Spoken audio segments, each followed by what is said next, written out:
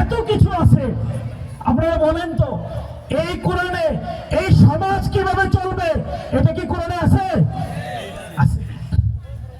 কোরআনে রাষ্ট্র আছে, কোরআনে সংসার আছে, কোরআনে সমাজ আছে, কোরআনে কলেজ কিভাবে আছে সেটা চলবে, বিশ্ববিদ্যালয় কিভাবে চলবে সেটা আছে, স্কুল কিভাবে চলবে সেটা আছে, কোরআনে রাজনীতি কিভাবে করতে হবে এটা স্পষ্ট করে উল্লেখ করা হয়েছে, কোরআনে সমাজ কিভাবে চলবে সেটা উল্লেখ করা হয়েছে, ইউনিয়ন পরিষদ কিভাবে চলবে সেটা উল্লেখ করা হয়েছে, সংসদ কিভাবে চলবে এটা কোরআনে উল্লেখ করা হয়েছে।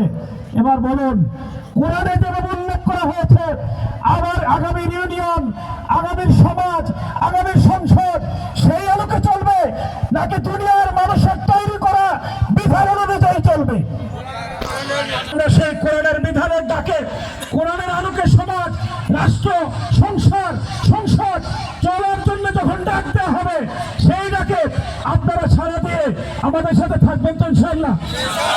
আল্লাহ তাআলা, আমরা একটা হাত তুলে দেখি, থাকবেন তো ইনশাআল্লাহ? আল্লাহ তাআলা এই হাত ধরতে কবুল করে নাও।